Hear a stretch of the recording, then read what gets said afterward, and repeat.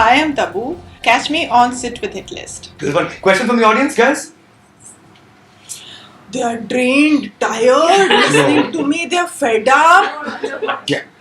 So last night I was watching Heather, like this is the third time that I've watched that film. And like in that film, like you've shown layers and layers of emotions. How did that happen? Like how did like Vishal Bharadwaj and you he brings out the best out of you in that? I was thinking of this 2 or 3 days back. In fact, that Vishal has had the ability to see me in a very different way. When he came to me for Maqbool, I was completely taken aback, and also again that was like a drug. To know somebody, to see that somebody looks at you like that and can see all these deep layers of madness, of sexuality, of lust, of everything inside you. It's really like I completely feel bare sometimes with him. And that he's able to see that in me is itself, I think it takes me there. Or he has already seen all this, and that's why he's come to me with these characters. And I don't know, you should ask him, but he is always able to. I think it stems from the place that when you see somebody giving you something that is so deep and so layered and so something that you want to do and you want to explore, it's like it's actually with Maqbool and Heather, I really saw myself and met myself in so many different ways than I had ever known. It was like really getting into the parts of my own self that I never knew existed. Did you have like after effects sort of thing, like Yeah. I was watching Irfan's interview, and one of the roles, he said that after giving that shot, he was still in awe of that character. So in Heather, like when the last scene, when the entire house is burned down and you see your son like dying. So I mean, were you still in those after effects of that? Not character? just that scene, but I think Heather, as a character, as a story, and where it was set, and all of that was very, very dark, very deep, and it had so many layers and so many references, so much significance in so many people's lives, and so many people could identify with it. But again, it was in a very unreal sort of a place because it's Hamlet and because these characters are so in literature, in a world that is only their own. And I think Vishal is able to create a world which only these characters inhabit, and you don't see anything else around them. So that is very it's really क्या बोलते हैं, how do you, not oppressive but really clamped into one. Claustrophobic? Yeah, not claustrophobic. It's in a space that only you are part of. So that's an element in Heather and Maqbool, and the subject and the relationship that the mother and son have. I think that was so complex to feel and to interpret, but the way Vishal writes it and everything comes across, and he does it so easily and so simply that you just have to be there. And the way I think it's his forte, complex relationships and really क्या बोलते हैं, messed up relationships, messed up people. So he brings them together so beautifully. And I think he sees something in me that's also so messed up and complex and dark and all of that.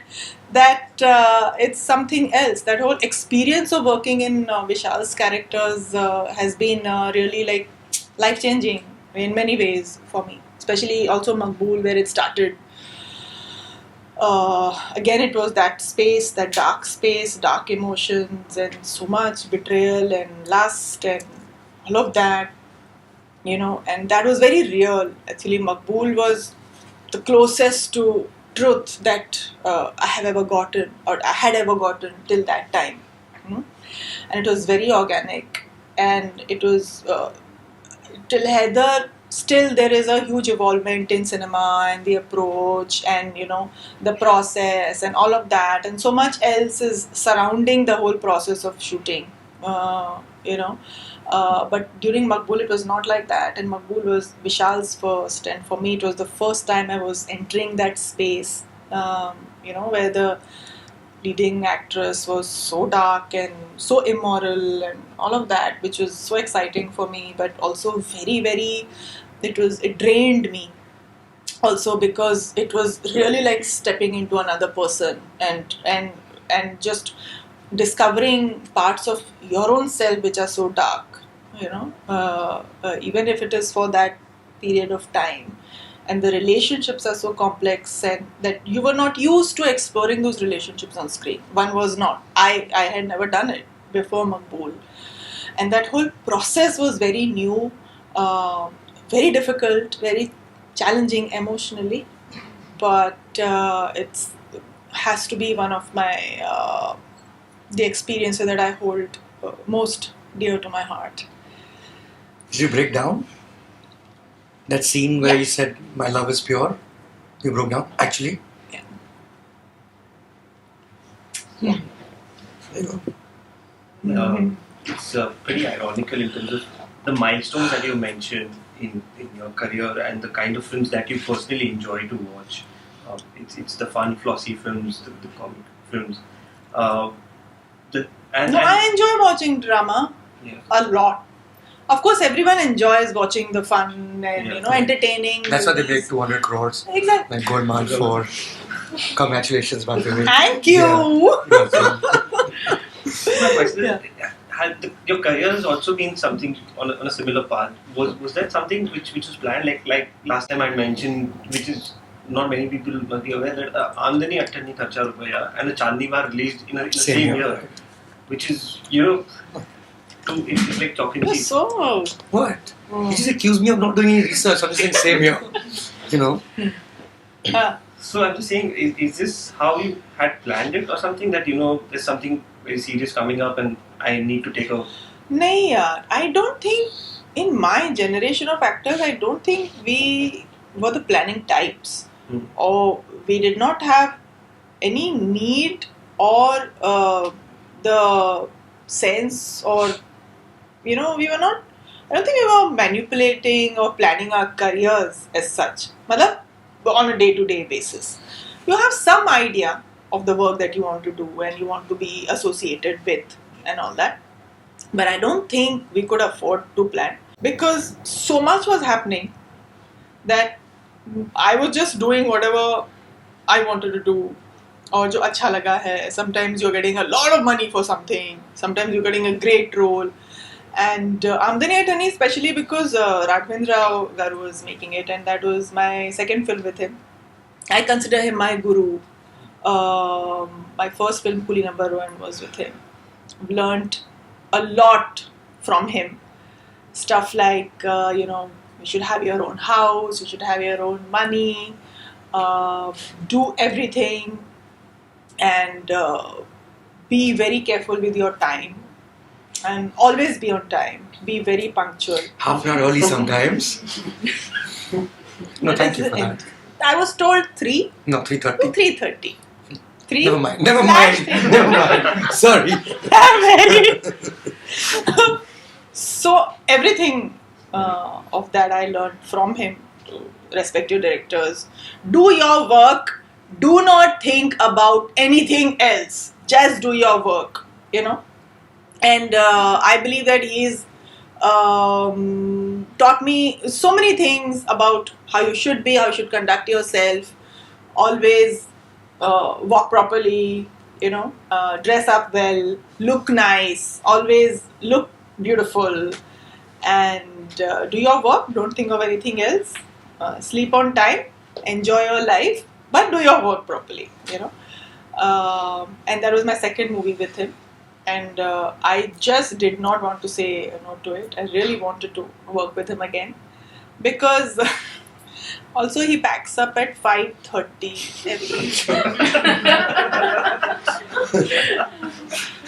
Not just because of that, but No, I'm sure. it's like he'll take us to picnics in Singapore in the first. That's easy. Now I know how you can be cajoled into signing up for a film. No? Not anymore. Then picnic पे चले picnic पे चलते हैं फिर picture ही बनाएंगे साथ में shopping करेंगे मॉल में जाएंगे So Ambani Attorney was an experience with me. So, like, I was thinking about Drishyam. So, it's a film where you are a cop, like you're a police officer, and at the same time, you're a mother. So, the shift in that character was brilliant. I really liked it. Like, you have to be tough at the same time. You are a mother who's looking for his missing son. Okay. So, how did you create that shift?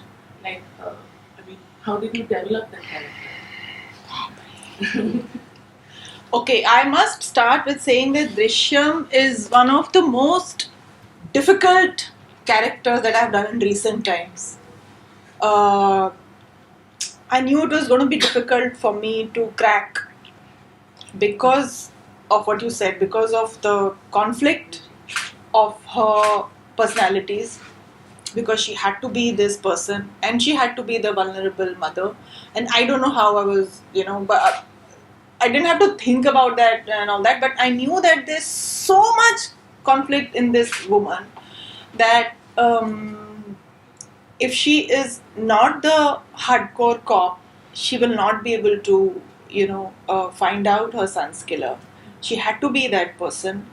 But of course, there was a danger of her becoming completely dark and negative.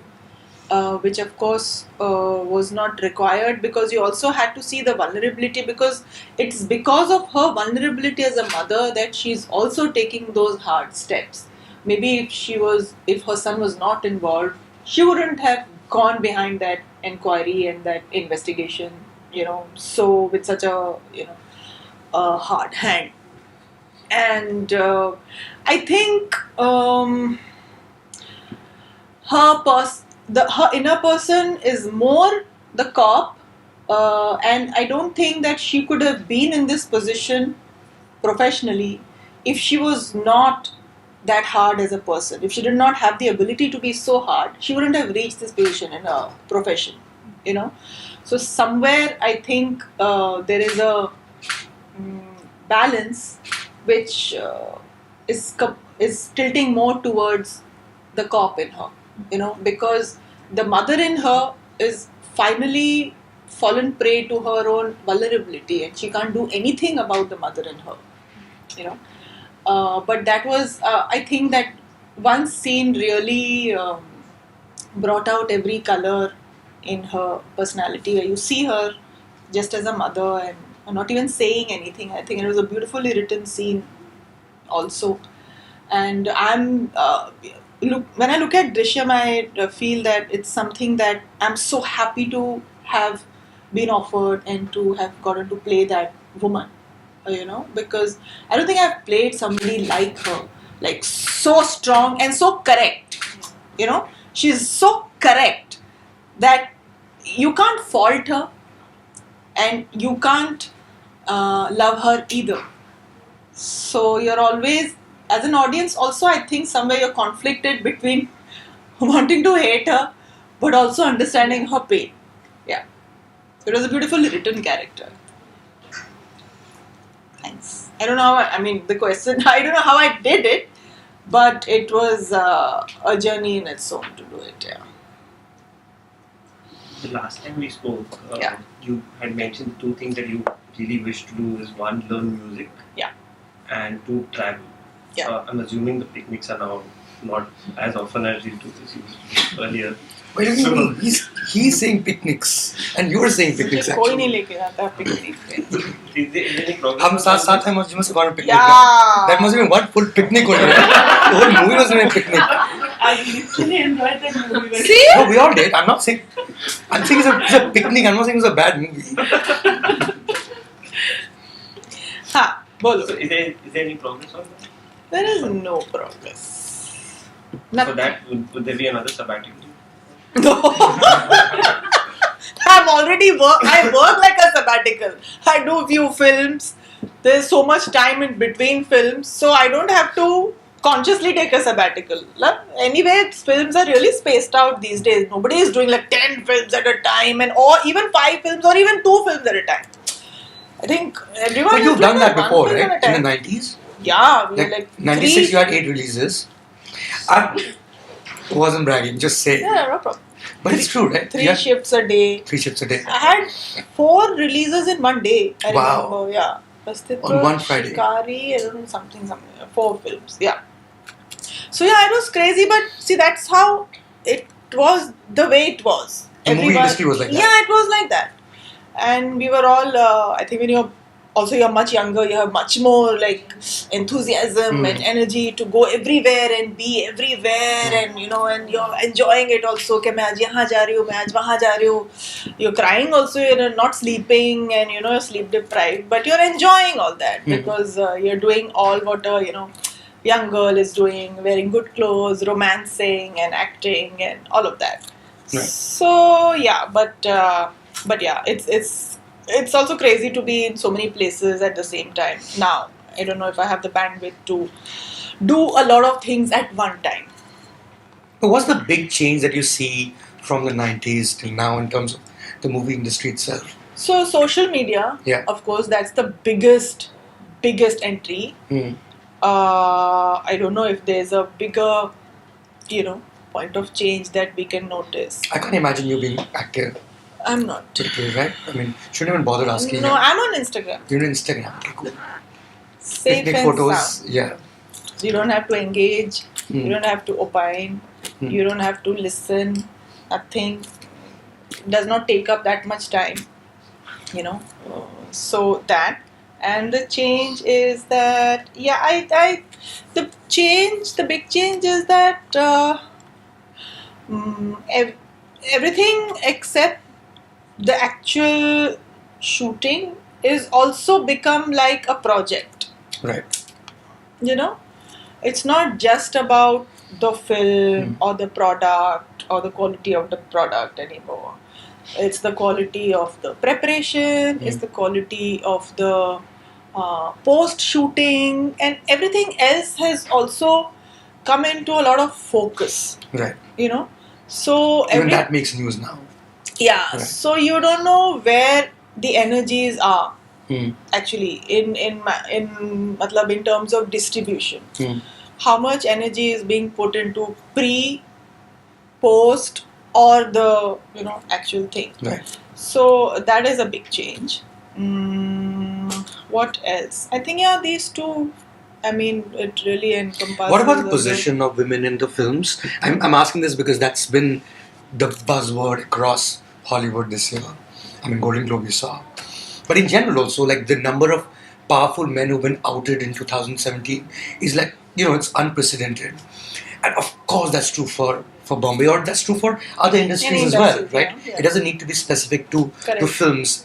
But when such a thing happens, one, do you think it's a matter of time before such skeletons start tumbling out of Versova and Juhu and Bandra? One. Second, do you think that role in itself, the position of the woman, has changed a lot over the same number of years? I think so. Like you said, in any industry, we see women in powerful positions as pilots, as bank heads, as defense ministers, to decision-making positions. Tabu, I'm going to take the last question again, because this is the last question. And Women in Yes. positions of power. do you think it's a matter of time when people who've held positions of power in the past, their skeletons will come tumbling out? These questions don't ask me. No? But do you see a change in the way women in general are perceived in the film industry? Yeah. There was a time, I think even till 10 or 12 years back, we did not have so many women working on a set. Now they are DOPs, they are editors, they are writers. In every position and every designation, Right. we have women.